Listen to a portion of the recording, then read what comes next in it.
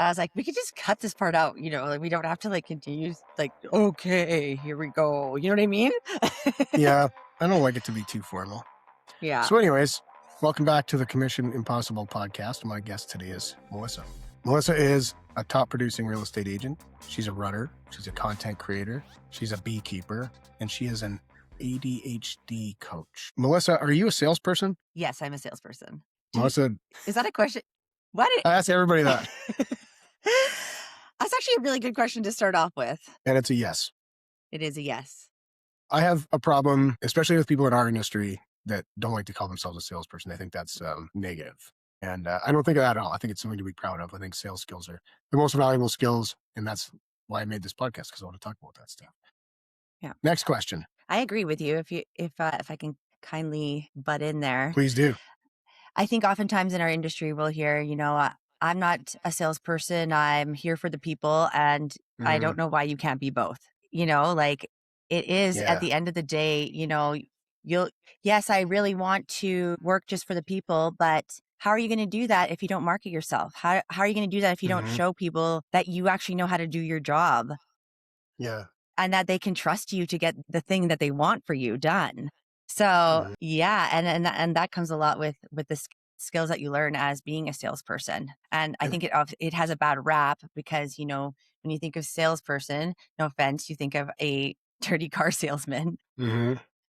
And how it can kind of be a little bit swindly sometimes, when in reality, sales in general is not usually like that. It's being passionate about a project or a product that you're trying to market and giving it its best opportunity to be seen by people. Totally. I think what makes our profession different in that respect as well is that we are agents, right? We act on someone else's behalf, because that car salesman, when you walk into a car dealership, people get that sick feeling, because I was on the other side of that for many years. People get that sick feeling of being approached by a salesman. Oh, he's going to try to talk to me. He's going to try to get me to take a test drive. And he's going to it's the anxiety of being sold to it and being approached by a salesperson. But, the way I like to put it to my clients is, yes, I'm a salesperson. I'm a really good salesperson, but I'm your salesperson. I apply all my skills to benefit you. Right. So that's my favorite way to spend it. I think that's a good way of putting it. What would you say would be like some of the number one skills that you've brought from car sales into real estate? Oh, boy, now I'm being interviewed. I don't know how to think about that. This is a conversation. Yeah. Well, okay. For me, I like making deals. I like to come up with creative ways to get a win for my clients. I feel like my value proposition to my client is, I'll get you a better deal, right? Because I feel like, the bad reputation that real estate agents get is from bad experiences that people have had with them, where they thought like, I could have done that. That guy charged me 20 grand in fees. I could have done that. There was a bit of paperwork and putting a lockbox on the door. I could have done that. So for me, I want my clients to feel like they could not have done that without me. And usually the way that I feel I can deliver that is to get the kind of deal that they couldn't have got on their own, because I've got all those years of working at the desk as a sales manager and coming up with creative ways and negotiation skills. I even have a course, which you're part of. Yeah. Negotiation strategies for real estate agents.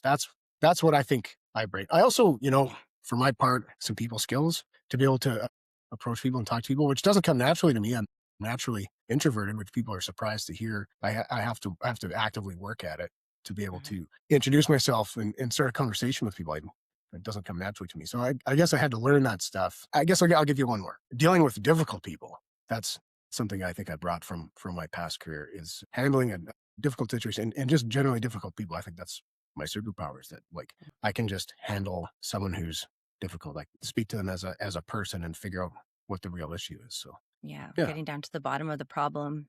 So oftentimes it isn't us. It's something else that's going on that's underlying, for sure. Totally. Yeah. And it's important to see them not as just a customer or a client, another human sitting across from you that has their own shit going on. 100%. I agree with that. Question for you. Do you have ADHD? I have ADHD. Don't mean to get too personal. How many browser tabs do you have open right now? Right now? Okay, here we go. 1, 2, 3, 4, 5, 6, 7, 8, 9, 10, 11, 12, 13, 14, 15, 16, 17, 18, 19, 20, 21, 22, 23, 24, 25, 26, And this is a good day. Sometimes Not I can't bad. even read what it is. It's just the icon. That's the thing. Like I will close my browser at the end of every day because if I didn't get to it at that time, like I'll probably most likely bring it up tomorrow. But I try to give myself a clean slate every morning and then just Really? let it happen again the rest of the day. If my computer crashes and it has to reboot, I have to restore that window. I need all of those tabs open because I'll forget what to do. Like all those tabs are open for a reason. There's something I need there and I'll forget about it. Well, that's what I tell myself. Yeah, honestly, that's a big part of ADHD is memory and selective memory. If it's not visually in front of us, we have a tendency to forget it. And it's the same in that's why we have so many tabs open. Yeah. If we don't keep a proper schedule, we'll have a tendency to just like forget that that thing exists. And crazily enough, even in relationships, like if someone's not in Mhm. front of you for a long period of time, you'll have a tendency to just forget to follow up with them. That's why, especially in business, having it kind of physically or visibly available, like who are my clients? Like for example, I literally have this right in front of my face of people that I Mhm. need to follow up with that particular day, and I'm like, oh my gosh, I completely forgot that this person existed, even though we have already established such a great working relationship. Yeah. If I Just didn't oof. physically see that that person was, then I would maybe forget. And so I think, with ADHD, that has been one of the biggest things that I've learned in my business is learning how to keep on track of things so that I don't like leave things to the last minute or forget to do something or forget to follow up with somebody. Like, what can I do to make sure that I stay on top of everything and that I don't like get behind? So help me understand something because I'm looking at a whiteboard. I don't want to take it off the wall, but I use a whiteboard as well. I have a calendar and I have Post-it notes on it. I got Post-it notes everywhere. I have that same thing too. I need that visual thing that's right in front of my face. But here's the thing: you can use a CRM. There's 1,000 good options for a powerful CRM. Anyone that's listening that works in sales knows what I'm referring to, or Salesforce or whatever you've got Mhm. that will help you organize that and plan out your day. I don't know about you, but I look at that thing and I'm just like, no, it doesn't work. I'd rather Post-it notes on a whiteboard. Why is that? Yeah. Like I feel it's also just because it gets very overwhelming. Yeah. Like looking on there and seeing the tasks build up, it's like paralysis. Oh my goodness. Like I have so much to do. I don't even know where to begin. Mhm. I'm just not going to do it. Mhm. So we'll just leave it. We'll avoid it. We won't even look at it. And it's kind of like an out of sight, out of mind kind of. It's easier and more protective to just go and scroll on a social media site than it would be Uh, for me to follow up with that simply because it gets too physically overwhelming. It creates a level of paralysis in business or even in just personal life. And totally. that's the same thing with running chores. I don't know if you have that issue too, or where you're or Oh running yeah. errands where you will leave everything till the absolute last minute because the thought of actually getting it done is like too overwhelming sometimes. Mhm. So yeah, it's a very, So very common thing. I put everything in my Google Calendar. And Mhm, if it's not in that calendar, it just doesn't even exist to me. Like mhm. no matter what I've committed to, no matter how important it is, if I don't put it in there, like I've programmed myself, I need that prompt. And even still I miss stuff because it's like the notification goes off and I'll swipe it away or whatever, and then it's like it's gone. I've like programmed my brain to rely on the calendar. And even that, it's not 100%. Yeah. It also ties back to as well is not only is it overwhelming, but ADHDers, we're perfectionists by nature. Like we want to be good at something the very first time we try it, Mhm. or we don't want to do it anymore. And especially with all of the CRMs or even learning a new program on computers, if that's not your specialty, if you don't understand it right off the start, there's a very good chance you're not going to return to it or it's going to take you a lot longer to get organized you know what I mean, to Totally. learn it. Yeah, I've experienced that exact thing all the time. Like I'd rather just not do something than not be able to do it really well and really easily. Right? 100%. Yeah.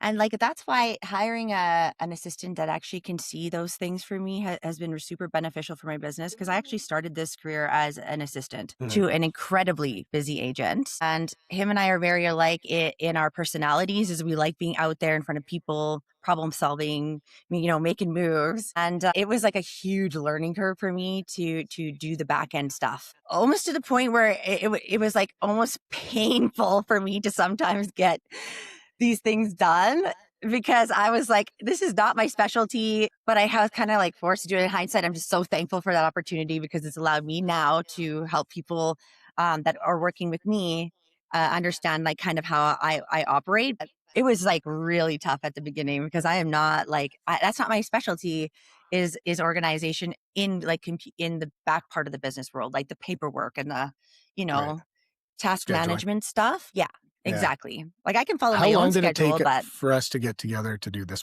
to do this podcast? oh my gosh, I think you asked me to do this like 3 months ago, Sounds about right. Yeah. We've been kicking it like down the maybe in road. August. And what is it today? January? January something, Almost 21st. February. Yeah. Well, we're here. We're here. We did it. I'm proud of us. I read a really good reframe for this thing, for that paralysis of not being able to start a task. Hmm. And the reframe was, this come from Scott Adams. He has a whole book of these reframes. And the reframe was, instead of thinking about the thing that you have to do, think about how you're going to feel when it's done. Like Hmm. you want to get up and go do a workout, or you want to go do a run. Instead of thinking about, all the shit you have to do, I got to put my shoes on and I got to, change and go out and run in the cold. Think about how good you're going to feel when it's finished. And then, Hmm. and your brain, train your brain to kind of skip over the other stuff. Do you have, Wow, I really like that. isn't that good? Yeah. I'm gonna Yeah, start trying that more. And that yeah. counts for anything. That counts for business stuff too. Hmm. Like right now, I'm struggling. I'm trying to, this is maybe another topic. Like I'm really good and I'm not diagnosed ADHD, but my understanding of it is, yeah, probably. I fit the description. I fit the Hmm. profile. I'm not medicated, but I have the same kind of personality. I'm trying to work on my business instead of in my business. I'm really good at working in my business. Put me in front of a client or put me in the middle of a deal, and I'm really good at improvising. I'm really good on my feet. Maybe you experience this same thing too, Hmm. but I'm really bad at planning and organizing. And so like for me, I'm trying to like right now, my goal this year, and I'm really bad with goals, by the way. My goal this year is to try to, develop systems and really work on my business and define how it is that I do what I do and create something that could exist without me being there, right? To behave as a business owner rather than Yeah, an agent, which I like, but it's what I need for my business. I'm struggling with it, right? It's like, man, I sit yeah, down and I'm like, okay, and then just get distracted. totally. Yeah, like a lot of that ties into ADHD as a whole as well. So another characteristic or trait of ADHD is that the inability to feel time passing. Yeah. So like if I plan a trip a year in advance, it doesn't exist. You know what I mean? So like until actually learned how to train myself to look into the future, that idea of setting a 5-year plan, like, how on earth am I going to plan in 5 years if I don't even know what I'm doing tomorrow or even in Hmm. 1 hour? And so it's like it's just like the physical passing of time is like how often are you late? Always. I'm never Yeah. not late. I'm always like right on the cusp for like Yeah. 5 minutes is squeaking by. And it's because I think that anywhere, number one, takes 10 minutes. Yeah. I get anywhere in And 10 minutes. also, there's also something else that I will find to do before I leave my place, or you know what I Hmm. mean? So, one thing that I really learned how to do, and I'll go back to the time thing, like it is physically saying out loud, you don't have time for this. Melissa, you Right. don't have time for this. Put this down, walk out the door. And Yeah. it's almost like brings you back to reality because you're like, actually, yeah, I don't have time for this. Rather than otherwise, I'll just stew. I'll just like wander around, like just doing little things that will make me late. I And always do that. yeah, so I've actually found that like physically being okay, I can't do this right now. Like I need to get out the door, and then Hmm. I'll do it. So, but I'm gonna try that. yeah, You don't have time for this. Do you have other strategies that like tell me what you do in your capacity as a coach. Like, do you help people organize themselves, that sort of thing, or mhm.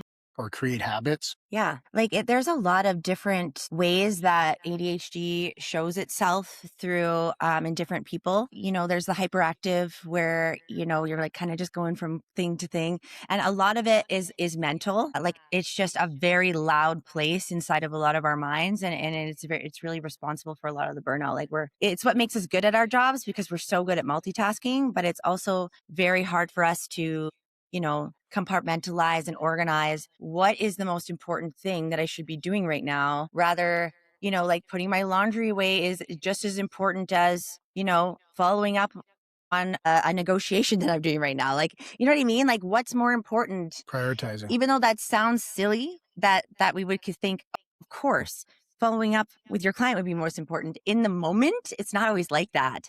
So it's like, okay, being able to like kind of just like pause for a sec and just think, like, what is it that I could be doing? And then starting kind of slowly and working your way up there.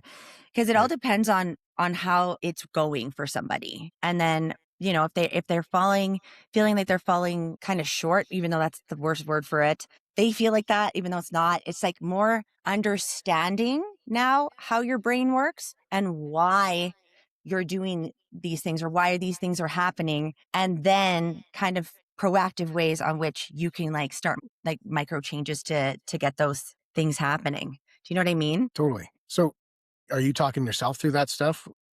Working on your own in your own business? Yeah, like I actually hired a coach for myself, an Hmm. ADHD coach back a few years ago, and I found it really beneficial, which is the reason why that I ended up becoming one myself because it was just an eye opener on understanding who I am. Like I was always been very hard on myself. Like, when I got diagnosed with ADHD, I wasn't surprised that I had it, but I also like there's such a stigma surrounding it with it being just like that little boy, and we all know that in class who just like was causing a ruckus Hmm. and was heavily medicated. And it was just like, that's the kind of the stigma that we have surrounding ADHD. And so when I got my diagnosis, I wasn't surprised, but I also had no idea what to do with it.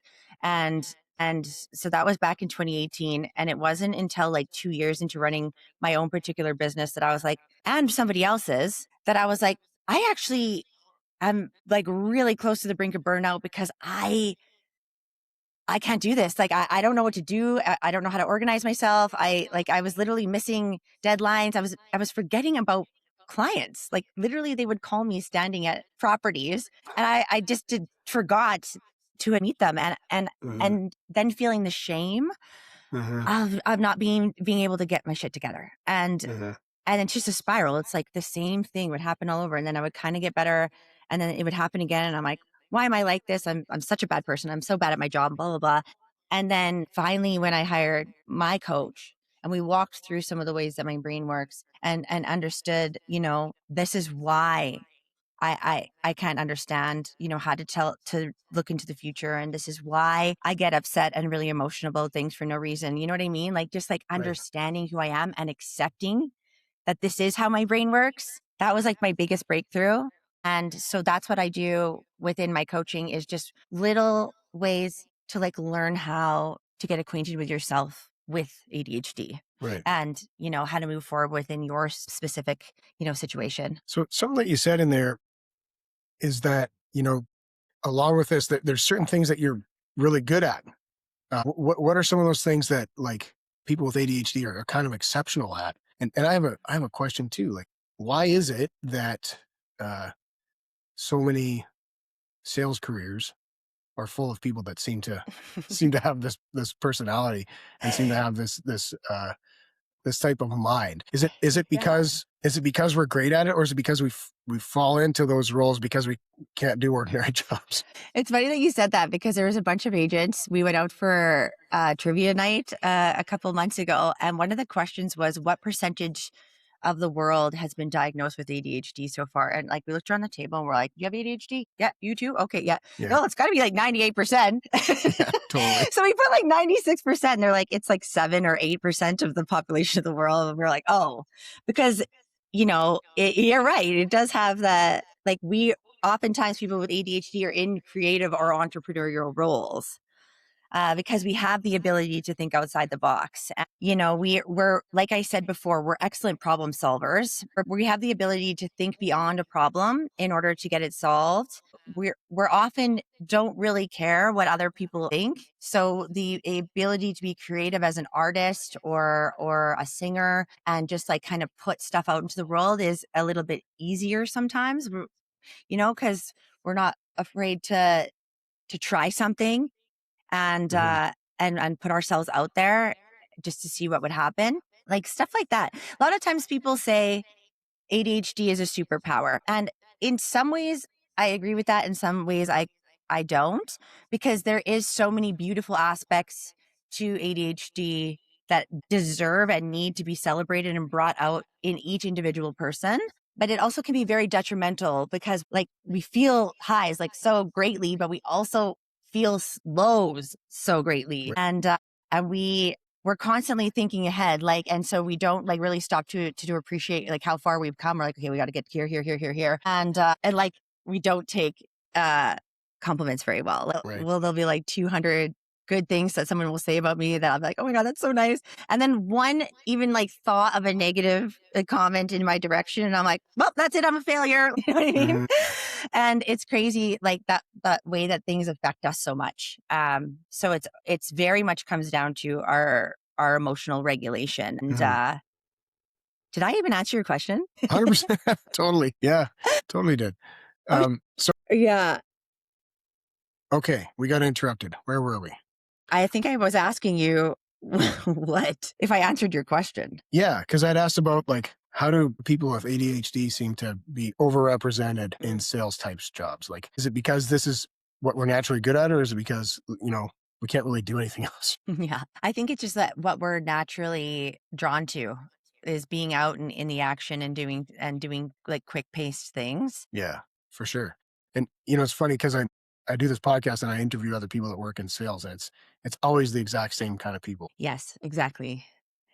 And you know why? It's because we are really good at being out there with the people, even if we are introverts, like we're Hmm. oftentimes, and that's another thing too, is that we have the tendency to kind of go without taking any breaks, even Hmm. as like an introvert who has ADHD or any kind of regard, is that like we'll just keep going until we break, essentially.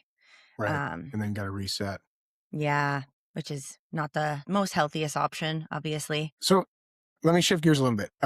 You create a lot of content. You're putting stuff out every day. I've noticed what you're putting out there is not the conventional real estate agent type of videos and reels and images and carousels and all that sort of thing. What it feels like to me is that you're just putting yourself out there, kind of telling people who you are. Is that a deliberate strategy?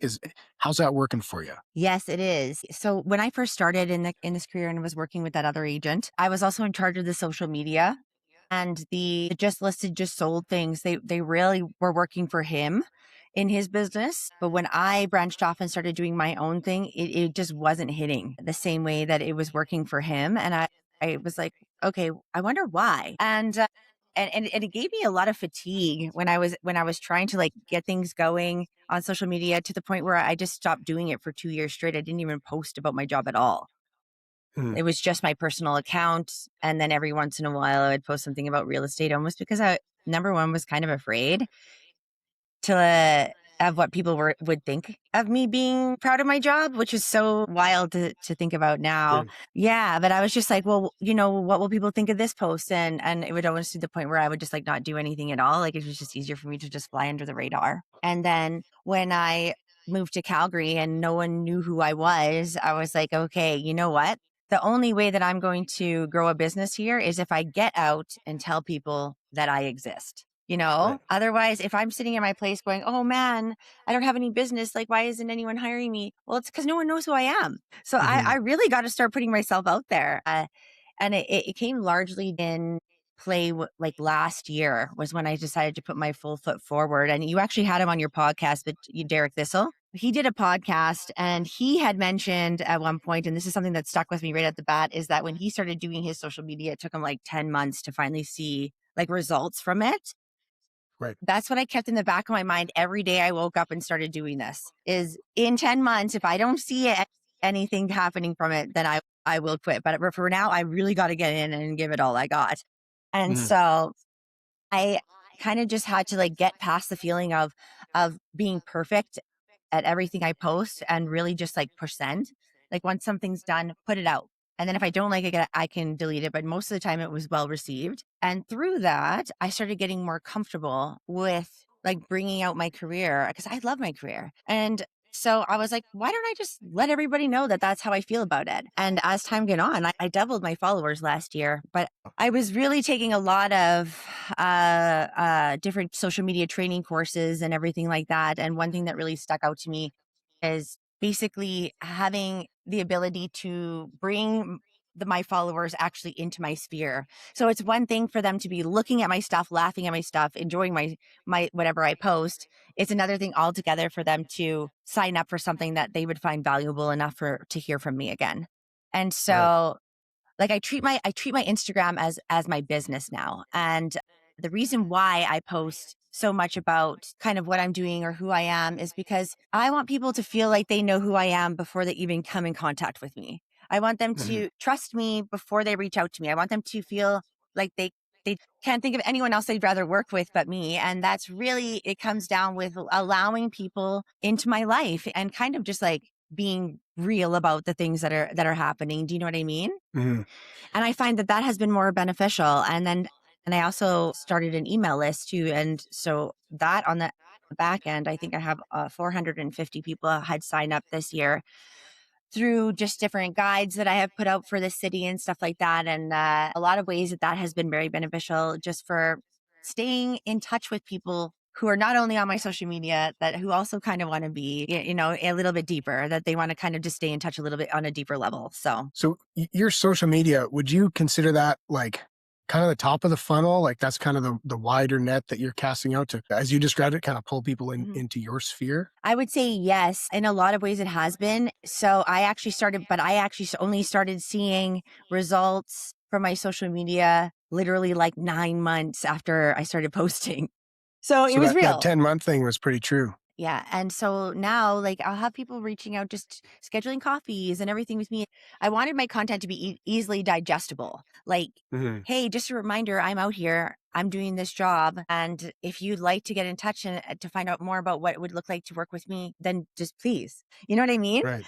And that's kind of how it's got to be. Like I often felt like I was overcomplicating it and trying to add too much value and not, really being true to what it was. And when it's reality, it's just like, hey, like from Family Guy when he's like, "It's your best pal Stewie, and he's always going to be there for you." When he says Yeah. that, knock knock, Dr. Brian. That's exactly kind of how I think about my Instagram and my social So media. you're putting your authentic personality out there and just people will see that. Okay. They feel like they know you. This is the kind of person I want to work with. Yeah, because ultimately you are your brand, no matter what you're selling. You Mhm. need to be passionate about the project, and a lot of it stems down to like who we are as people and the services that we provide, because my what I do is so different than what you do, and yet it's working for both of us how we do these Mhm. things. If I was to implement everything that you do in your business, it wouldn't work because it's not something that I'm necessarily as good at as doing some other things. You know what I mean? Well, it's important Yeah. for us to learn from each other and like implement some of like the important stuff. At the end of the day, like it's me that is the salesperson that's going to be helping these people. And so I need to be able to provide the highest level of service in the best way I know how in that regard. And be authentically yourself. And I'm Exactly. glad you said that because if I took your strategy and tried to replicate it, it wouldn't work for me. I can't be you. I can't be Melissa. You can't be Taylor. But like, yeah, there's some maybe some fundamental stuff we can put our heads together um, and improve. But that's one thing that I've always loved about this business is that I Mhm, feel like I learned this early on. There's 1,000 different ways to do this. There's not mhm. one correct way. There's the correct way for you, and maybe that makes it a great fit for the ADHD types. Yeah. Yeah. It's pure individuality.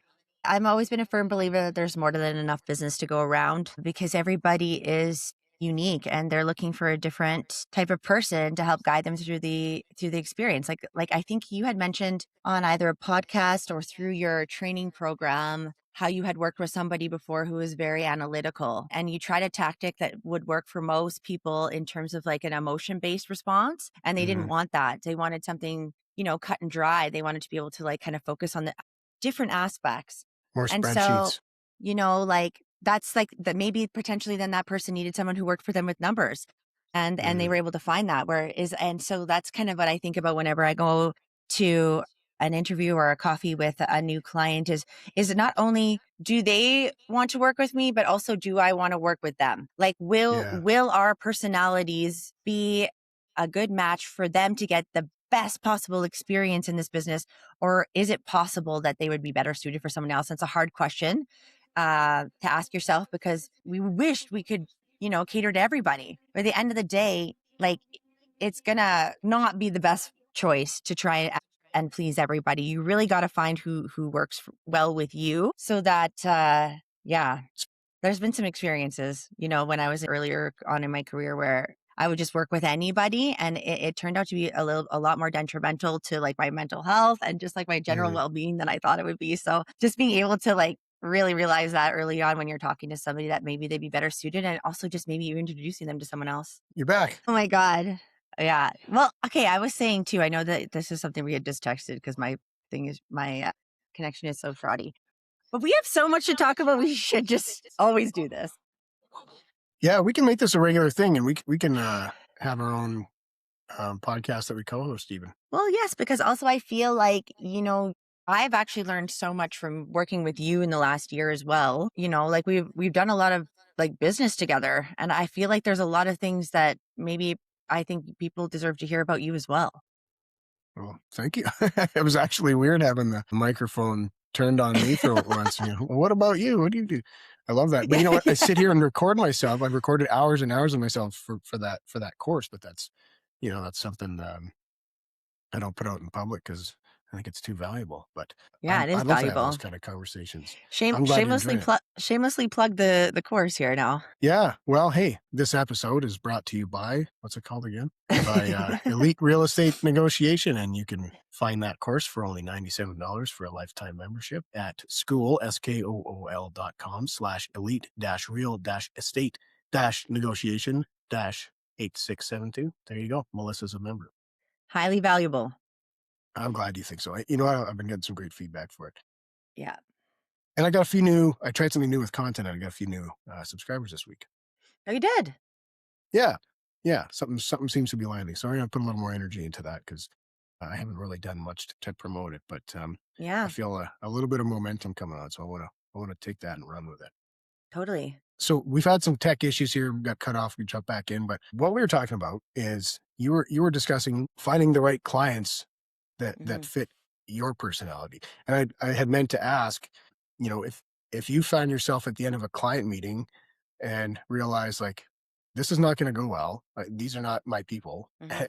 How do you break it to them? Say like, hey, maybe we're not the right fit, and can I recommend someone else? Yeah, like you can usually tell kind of right off the bat whether or not, somebody is interested in really working with you.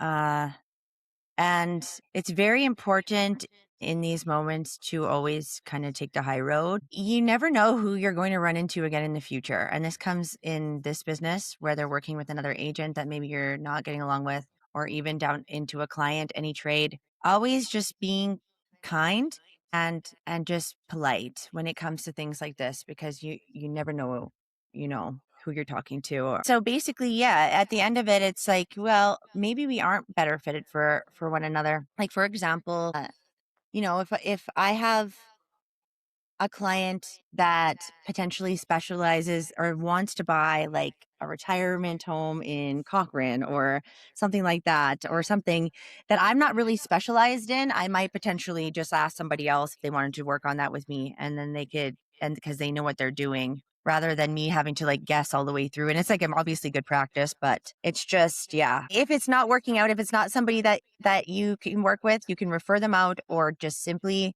it was really nice meeting you. I think it's best if you choose another agent. Have a good day. You know what I That's like mean? the most polite go fuck yourself in the world. Yeah, exactly. Exactly. Yeah. Yeah. You like, For example, like my very first clients ever in this business, it was they were actually standing outside when I was showing somebody else the property. They had already lived in the neighborhood. And I was like, okay, just one sec.